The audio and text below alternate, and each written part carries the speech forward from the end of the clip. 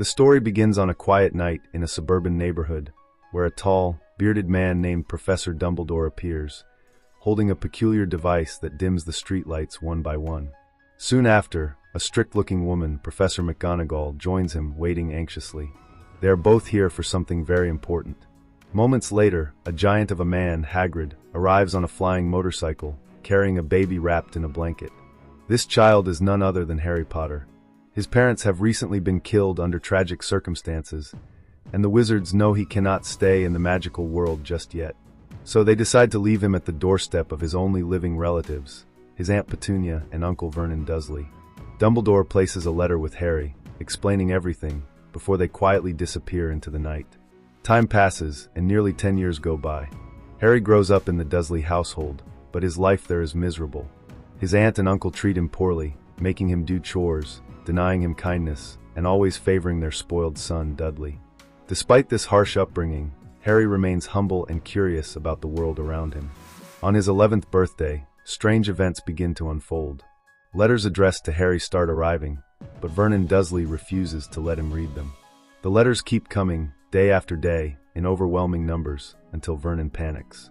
Determined to prevent Harry from receiving them, he takes the entire family to a remote shack on a rocky island, far away from the city. That very night, during a storm, the door of the shack bursts open with a loud crash. Hagrid, the giant man Harry saw years ago, walks in. He introduces himself properly and tells Harry the truth. He is a wizard, and he has been accepted into a special school called Hogwarts School of Witchcraft and Wizardry. Harry is stunned by this revelation. He had no idea about his magical heritage. Hagrid also reveals more. Harry's parents, James and Lily Potter, were not killed in a car crash as the Dursleys had told him. Instead, they were murdered by a dark wizard named Lord Voldemort. When Voldemort tried to kill baby Harry, the curse backfired, leaving only a lightning-shaped scar on his forehead. That night made Harry famous in the wizarding world, known as the Boy Who Lived. Hagrid hands Harry his official letter from Hogwarts, and despite the Dursleys' protests, Harry is determined to go. The next day, Hagrid takes Harry into the magical world for the first time. They visit Diagon Alley, a hidden street filled with wizard shops. Harry is amazed at everything he sees. They first go to Gringotts Bank, run by goblins, where Harry learns that his parents left him a fortune in wizarding gold. Deep inside the bank, Hagrid also retrieves a mysterious small package on Dumbledore's orders, but he does not explain what it is. From there, they shop for Harry's school supplies, robes, books, and a wand. At Ollivander's, the wand shop, Harry discovers something unusual. After trying a few, the wand that chooses him shares a rare connection with Voldemort's wand. Both contain a feather from the same magical phoenix. This connection foreshadows the destiny Harry shares with the Dark Wizard. Soon, the day arrives for Harry to travel to Hogwarts. At King's Cross Station in London, he is confused when his ticket says Platform 9 3/4. With the help of the Weasley family, Harry learns he must run straight through the barrier between platforms 9 and 10. On the other side, he finds the magical train to Hogwarts. On board, Harry quickly befriends Ron Weasley, a red-haired boy from a poor but kind-hearted family, and Hermione Granger, a brilliant and confident girl who is obsessed with studies and rules. These three will become inseparable friends throughout the story. When the students arrive at Hogwarts, they are greeted by the towering castle, filled with enchantments, moving staircases, and mysterious rooms. Before starting their classes, the students must be sorted into one of 4 houses: Gryffindor, Hufflepuff, Ravenclaw, or Slytherin. The sorting hat, a magical hat that reads minds, is placed on each student's head to determine their house. When it is Harry's turn, the hat suggests Slytherin, known for producing powerful but often dark wizards. However, Harry strongly rejects this, insisting he does not want to be in Slytherin. The hat ultimately places him in Gryffindor, where Ron and Hermione also join. Life at Hogwarts is unlike anything Harry has ever known. He attends magical classes such as potions, charms, and transfiguration, though he struggles at first. He also meets Draco Malfoy, a wealthy, arrogant boy who immediately becomes his rival. But Harry soon finds a natural talent, flying. During his very first broomstick lesson, Harry shows incredible skill in the air, surprising everyone. This catches the attention of Professor McGonagall, who recruits him to play Quidditch, a popular wizarding sport played on broomsticks.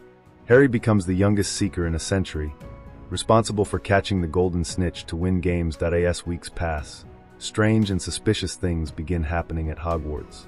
One night, Harry, Ron, and Hermione accidentally stumble into a forbidden corridor, where they find a three-headed dog guarding a trapdoor.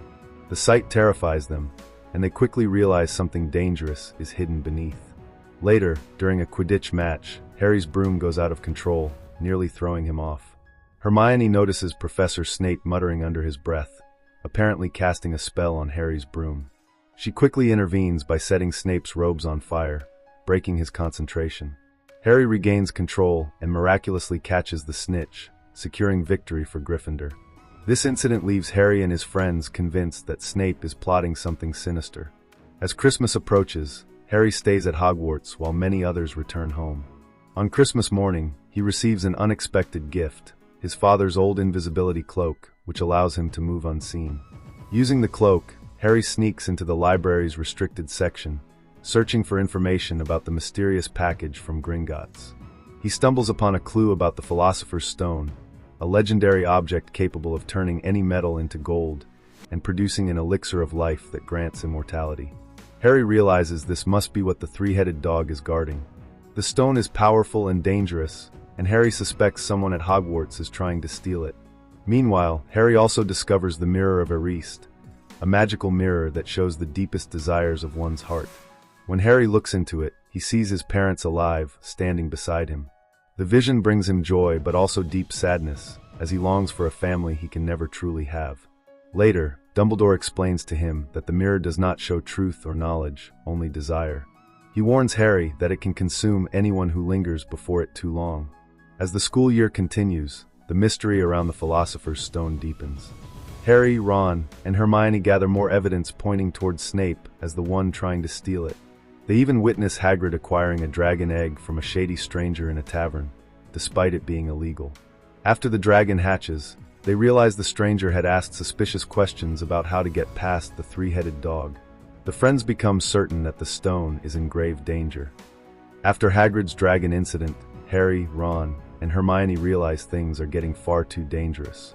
One night, while sneaking the dragon away, they are caught and punished with detention. Their punishment is to accompany Hagrid into the Forbidden Forest. The forest is dark and filled with eerie creatures. While searching for an injured unicorn, Harry and Draco Malfoy come across a terrifying sight. A hooded figure is drinking unicorn blood, its silver liquid glowing in the moonlight. The creature moves toward Harry, and his scar burns with searing pain. Just before it can reach him, a centaur named Firenze appears, chasing the dark figure away. Firenze warns Harry that unicorn blood can keep a person alive even if they are close to death, but at a terrible cost. The centaur hints that the dark wizard Voldemort may be the one hiding in the forest, clinging to life in this twisted way. Shaken, Harry and his friends are now certain the Philosopher's Stone is in danger. They believe Professor Snape is helping Voldemort return by trying to steal it. Determined to stop him, the trio decides they must find the stone before it's too late. They figure out that the three-headed dog is guarding the entrance to the stone. One night, they put their plan into action. Using Harry's invisibility cloak, they sneak past teachers and arrive at the forbidden corridor. Playing a magical flute that makes the dog fall asleep, they slip through the trapdoor beneath its paws. Their descent leads them into a series of dangerous magical challenges, each designed by a different professor to protect the stone. First, they are ensnared by Devil's Snare, a deadly plant with vines that strangle its victims. Hermione cleverly recalls that the plant hates sunlight, so she conjures bright flames to free them. Next, they encounter a room full of flying keys. Harry, being a skilled flyer, mounts a broom and chases the correct key through the air, eventually capturing it to unlock the next door. The following challenge is a giant wizard's chessboard. The pieces are life-sized and dangerous, smashing opponents violently. To proceed, they must play the game.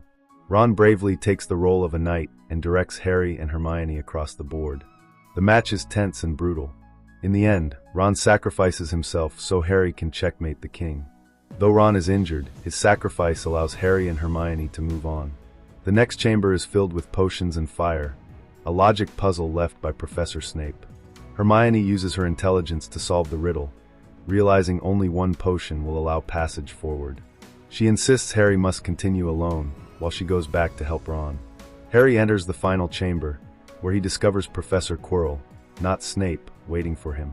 Quirrell reveals that he has been the one trying to steal the stone all along. The stuttering, timid professor had been hiding his true allegiance to Voldemort. As he speaks, Quirrell unwraps his turban, revealing something horrifying. Voldemort's face is fused to the back of his head. Voldemort's weakened spirit has been surviving by attaching himself to Quirrell, controlling him like a parasite. With a chilling voice, Voldemort speaks directly to Harry, tempting him with promises. He tells Harry to hand over the Philosopher's Stone, claiming he can even bring back Harry's parents. But something strange happens. When Quirrell forces Harry to look into the Mirror of Erist, the magical mirror that shows one's deepest desire, Harry sees himself holding the stone. And in reality, the stone suddenly appears in Harry's pocket.